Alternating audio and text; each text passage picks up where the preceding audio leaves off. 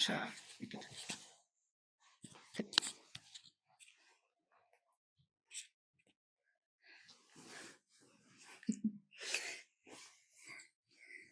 alright.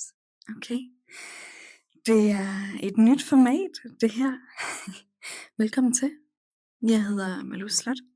Jeg er forfatter, men plejer egentlig at bruge ordet historiefortæller omkring mig selv, hvilket også er det, jeg kommer til at tage med videre ind i det her format, jeg nu har startet op, fordi jeg har haft lyst i lang tid. Hvis du genkender min stemme, kan det være, at du er en af de heldige, der har lyttet til en af mine romaner, fordi jeg selv indtaler dem. Og hvis ikke, så velkommen til. Tak fordi du har lyst til at have min smørstemme i øret. Det er jo et, jeg vil helst ikke kalde det en podcast, fordi det er også et filmet format, det ved jeg godt, der er mange podcasts, der er. Men det kommer ikke til at være din gængse podcast, du ved, med interviews eller samtaler. Det kommer til at være mig, der sidder og fortæller dig historier her i øret. Og så kan det godt være, at du lige tænker, hvad skal jeg bruge det til? Ja, det forstår jeg egentlig godt, at du tænker. Men det er sådan, at jeg skriver frigørelsesfortællinger. Og jeg tror på, at vi har de metoder selv, vi skal bruge på at få lige præcis det liv, vi egentlig godt kunne tænke os. Så uanset om du sidder og kigger med, eller om du bare lytter med, så kan du sagtens gøre det uden overhovedet at læse mine romaner. Men det er en måde ligesom at få lidt flere af mine budskaber hen over disken. Kan man godt sige det? Det ved jeg ikke, det siger vi nu. Jeg har glædet mig virkelig meget til det. Jeg er gået lidt i gang, før jeg har det mest optimale udstyr, så jeg beklager også, hvis der er lidt skratten på linjen en gang imellem. Men jeg har bare sådan lyst til, at vi taler sammen. Ja, det bliver sådan et lidt mere intimt historiefortælle-format. Jeg kommer til at fortælle dig historier fra mit liv, og alle sammen en pointe, det lover jeg. Måske ikke alle sammen en pointe, der er også rigtig meget, der er pointeløst i mit liv. Men forhåbentlig noget, du kan bruge til noget, eller også bare, hvis du har brug for at have en i øret til, sådan på din commute til og fra arbejde, så er det mig. Det er mig. Det vil jeg gerne være. Jeg vil gerne være din buddy lige en enkelt gang om ugen. Uanset hvad. Velkommen til. Det er Lulu med Malou Slot. Der er jo ikke sådan den helt store overgang, kan jeg mærke, fra at introducere sig selv, som jeg jo ikke føler, at jeg behøver at gøre hver gang, men til rent faktisk at tale om lige præcis det, som jeg har på hjerte. Og i dag kan jeg mærke, at noget, der virkelig taler til mig i øjeblikket, det er en samtale, jeg havde med 2 af mine venner her i weekenden, hvor en af mine veninder spørger mig, og med et eller andet sådan meget, meget tilforladeligt, om ikke jeg også gjorde det her, eller sådan et eller andet, om jeg ikke gjorde et eller andet bestemt i min ungdom, hvor jeg sådan meget grinende svarer, nej, fordi mit liv startede jo først for 3 år siden. Og så blev der lidt stille omkring bordet, det indrømmer jeg gerne. Jeg blev også stille, hvilket jeg også indrømmer er en sjældenhed. Men fordi at der var så meget sandhed i ordene, at de lagde en tyngde, som også gerne må være der. Det er de heldigvis gode til at tage imod, mine veninder, men det lagde en tyngde på sådan hele rummet. Og det gjorde det, fordi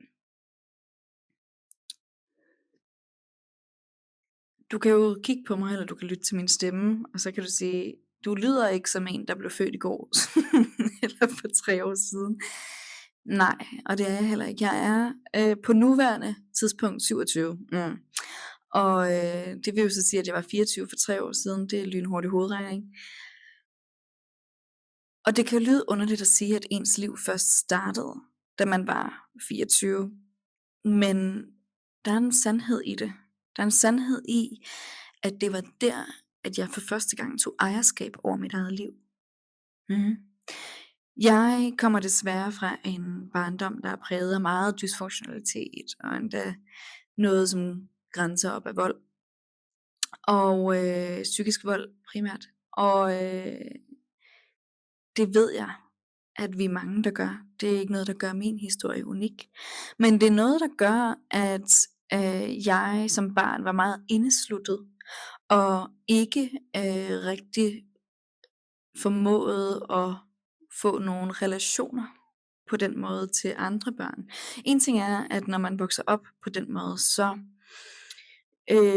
bliver man hurtigere voksen end andre. Man lærer hurtigere at sådan finde social cues, og man lærer hurtigere at følge med og se, sådan, passer ord egentlig sammen med handlinger, og det gør børn og unges ord jo ikke. Altså der siger man en ting, og så gør man noget andet, fordi det har man har ikke lært det endnu.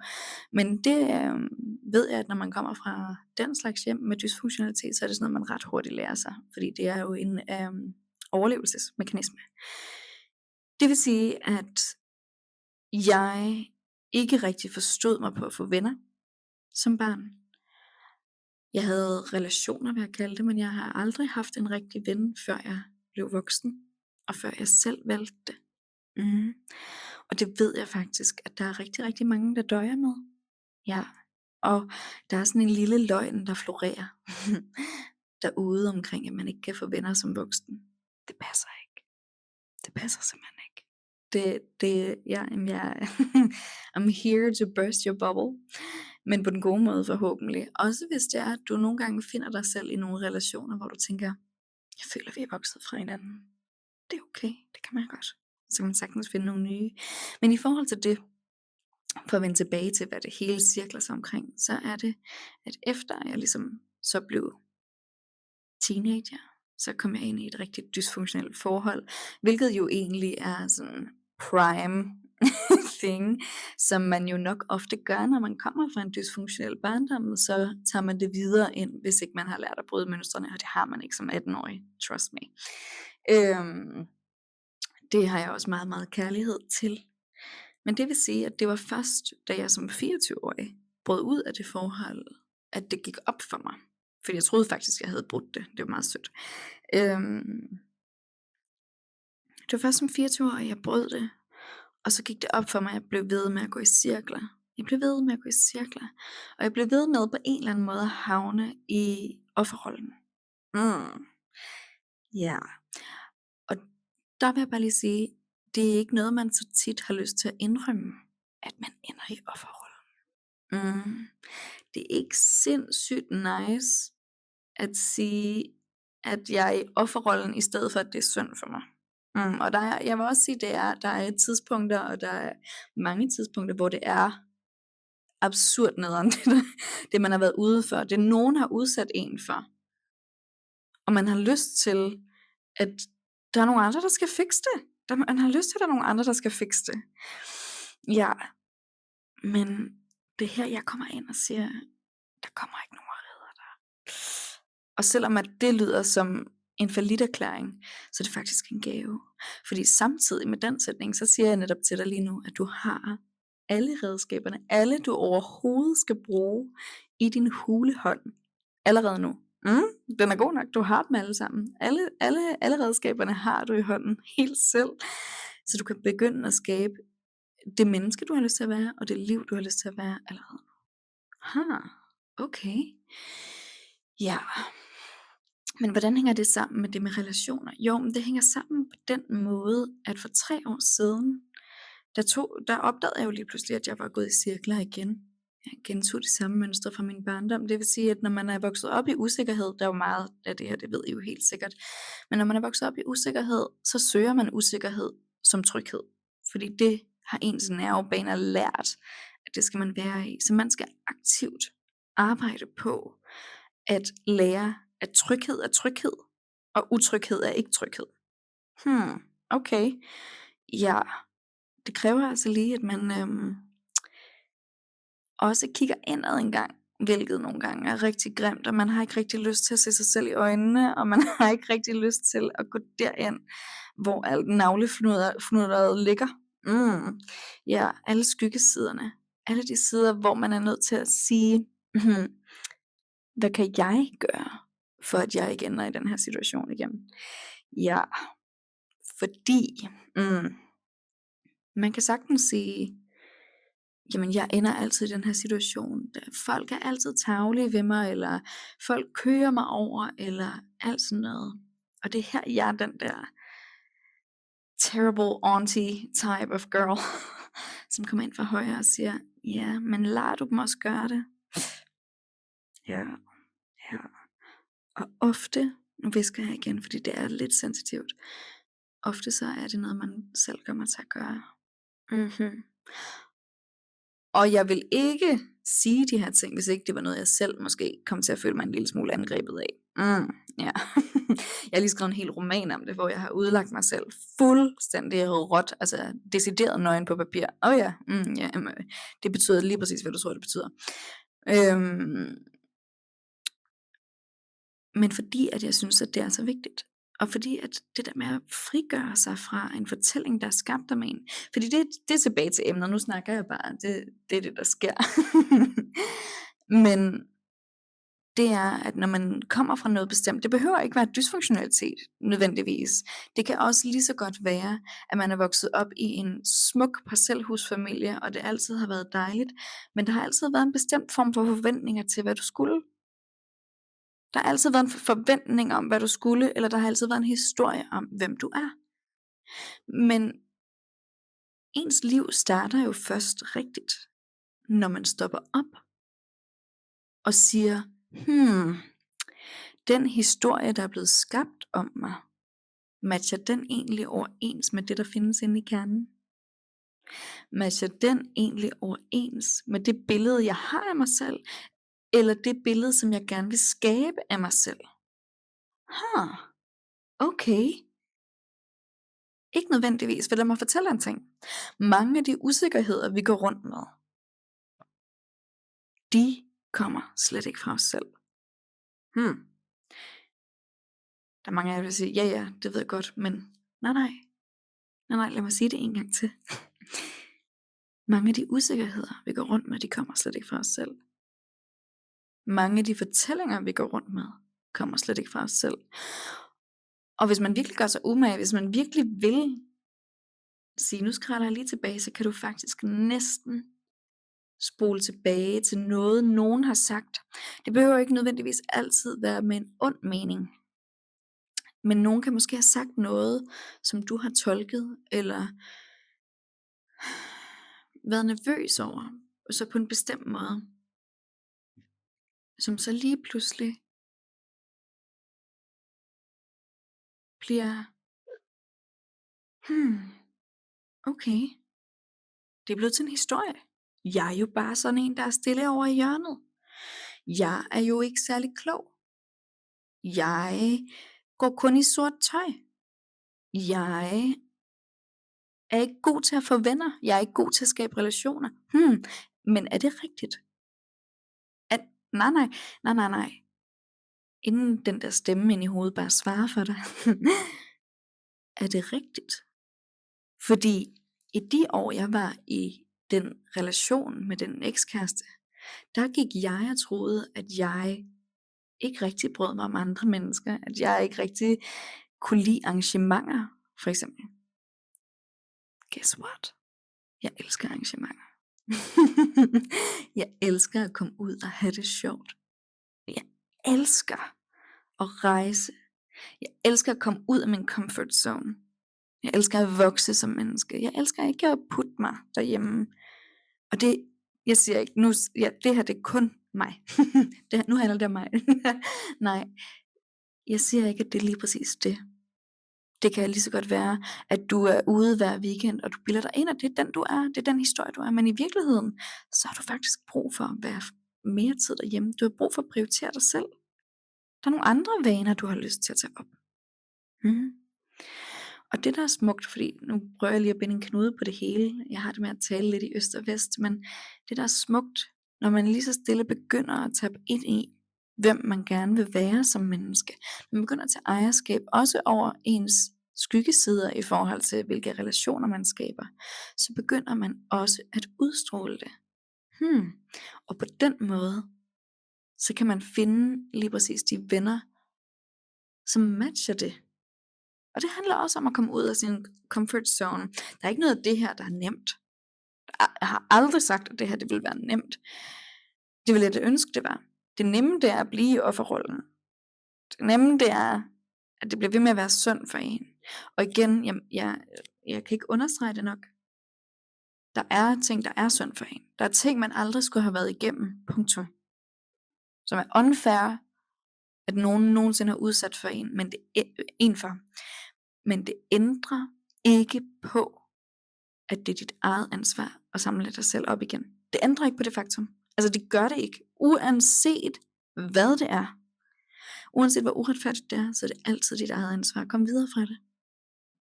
No one is coming to save you but yourself. Og du er lige der. Men det er jo det, der er den lykkelige nyhed. Det er jo, hvilken frigørelsesfortælling det her er, fordi det helt nemme, det er at sætte dig ned og skrive en liste over alle dine traits. Og du skal være ærlig nu. Du skal tage et stykke papir frem, og så skriver du en liste over positive og negative traits, eller personlighedstræk. Og så kan du tage et kritisk kig på det.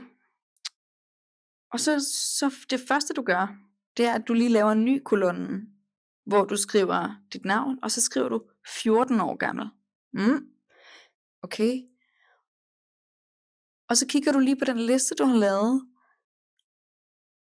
og så siger du, hvor mange af de her traits hører til den 14-årige version af mig, og ikke til den voksne version af mig. Det sætter du lige derovre. Det gør du nu, eller så gør du det, når du en dag har tid. Eller så kan du lade være. I don't care. Jeg vil bare gerne have, at du får det bedre, ikke?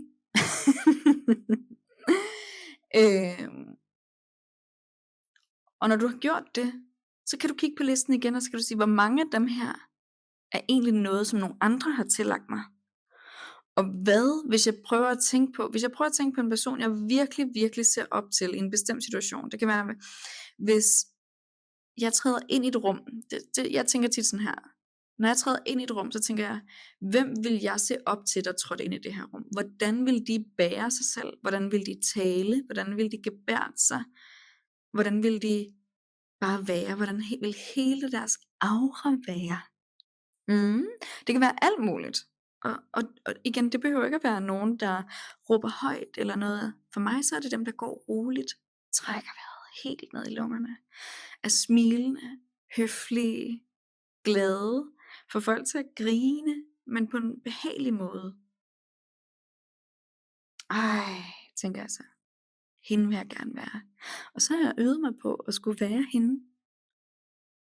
Og sjovt nok, efter at jeg har øvet mig, det har taget flere år, det lover jeg gerne, skulle jeg sige, det siger jeg gerne. Men efter jeg så er blevet hende, så er jeg blevet så stolt. Jeg kan nærmest mærke den 14-årige version af mig, kigge med store øjne op på mig, og være sådan, wow, det troede jeg ikke vi var, men det har vi selv skabt.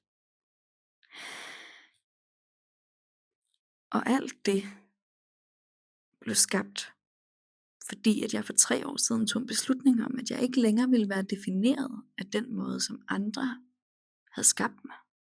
Defineret af de ting, som andre havde taget mig igennem. Defineret af den måde, som andre så mig. Så jeg tog et valg. Og så måtte jeg også kigge mine egne rigtig grimme sider i øjnene og sige,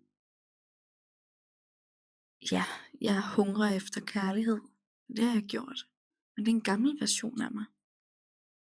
Jeg er så desperat efter det, at jeg fuldstændig kan købe på mig selv, og har lyst til at sælge min sjæl for det. Men det er da ikke den, vi er nu. Er det det? Nej, det er det ikke. Det er ikke den, vi har lyst til at være. Så må vi arbejde på det. Små step. Små step med ikke at lade andre træde over ens grænse. Det er vigtigt at lære at sige fra, det siger man hele tiden. Men det er lige så vigtigt at lære at sige til. Det er lige så vigtigt at lære at kigge sig selv i øjnene. Og sige, hvad er det egentlig, jeg vil? Hvad er det egentlig, jeg har lyst til? Hvad kan jeg gøre for at få det rart inde i mit hjerte? Men det behøver ikke være store ting. Det behøver ikke være store ting. Gå ud og pluk dig en buket blomster i marken, eller køb en nede i kiosken, hvis du bor i en stor by. Det er de små ting, ikke? Lav dig en kop te eller en kop kaffe. Sid lige med lukkede øjne, bare i 3 sekunder. Træk vejret. Mærk efter. Mærk efter. Fordi lige der i din hulehånd, der har du valget. Og jeg ved godt, at du så siger, jamen Malou, du var stadigvæk ikke særlig gammel. Du var 24, da dit liv startede. Det er ungt, og du har alt muligt foran dig. Jeg er 37. Ja, og hvad så? Og hvad så? Du har også hele livet foran dig. Om du så er 69, I don't care. Dit liv kan starte når som helst. Det bestemmer man selv. Der er nogen, der har sagt, der er regler for den slags. Det skider jeg på. Det gider jeg simpelthen ikke at høre på overhovedet. Der er ikke nogen regler for det. Dem skaber man selv, og du kan vælge at starte dit liv i dag. Du kan vælge at lægge hele dit liv om. Jeg ved godt, ja, der er rammer. Du har måske børn, eller skilt, eller et hus, eller et arbejde. Men du kan vælge det i de små ting. Jo, du kan vælge at køre en anden vej hjem fra arbejde. Du kan vælge at købe noget andet mad, end det du plejer. Og jeg ved godt, der også er overskud og alt sådan noget, men overskud avler overskud. Og nogle gange så er man nødt til at tage et valg om at gøre de ting, selvom man ikke orker dem. Men man ved, det her, og det her det er en sætning, jeg lever rigtig meget efter. Det her er en investering i fremtiden. Ja, det er at plukke den der buket blomster. Det er at huske på, hvad man virkelig godt kan lide. Lige give sig 5 minutter af det. Fordi det, og der skal ikke mere til, det gør, at man vælger at tage hånd om sit eget liv. Samtidig med, at man lige så stille kan begynde at implementere de her ting. Og det handler om, at man hver gang man er ude, og jeg ved godt, når det er konstant arbejde igen, det er meget tryggere og meget roligere, og der er ikke noget arbejde i at blive i offerrollen med, at man bare lader ting køre i ring. Det ved jeg godt, men der venter et bedre liv på den anden side. Et liv med så meget stolthed, så meget selvkærlighed. Tag det fra en, der for 3 år siden slet ikke elskede sig selv. Jeg mener det. Jeg elskede ikke mig selv. Jeg mærkede ingenting. Jeg kunne ikke mærke noget som helst. Altså som i, jeg kunne ikke mærke glæde, jeg kunne ikke mærke sorg, jeg kunne ikke mærke vrede. Men efter jeg tog beslutningen om, at jeg er mere værd end det, så har jeg bygget mig selv op igen, brick by brick. Og jeg har virkelig været mange timer i terapi, I swear. Og min terapeut, hun sagde, hvis ikke der er noget af det her, der har nedlagt dig endnu, så er der ikke noget, der kan.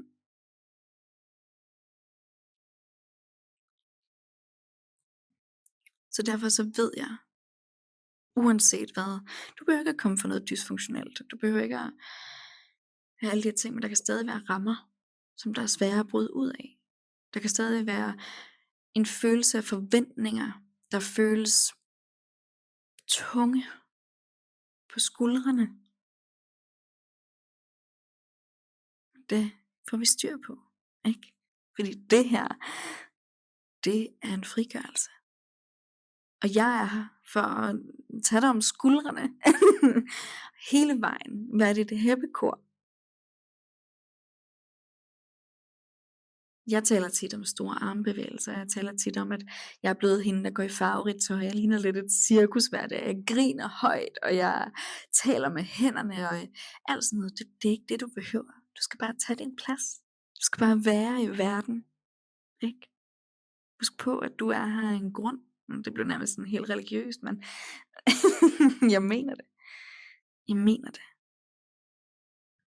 Der er ikke et eneste tidspunkt i livet, hvor det er for sent at starte sit liv.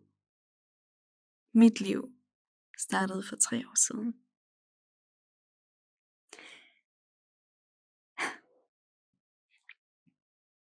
Tak fordi du lyttede med. Jeg tror, vi runder første afsnit af her.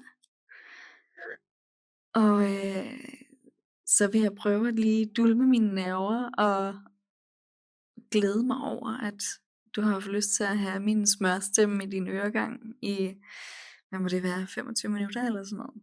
Hvis du har lyttet hertil, selvfølgelig. Jeg kan mærke, at jeg allerede glæder mig til, at vi ses igen til næste snak. Jeg vil ikke afsløre, hvad temaet bliver, fordi jeg aner det simpelthen ikke. Jeg kan mærke, at det kommer til at blive meget intuitivt med, hvad der lige ligger mig på hjerte for hver afsnit. Men jeg håber sådan dybt og inderligt, at du har lyst til at være med. Jeg vil sende en masse god energi med dig ud i verden, og håber, at jeg vil faktisk bare give lektier for, at du tager de der 3 sekunder for dig selv i dag.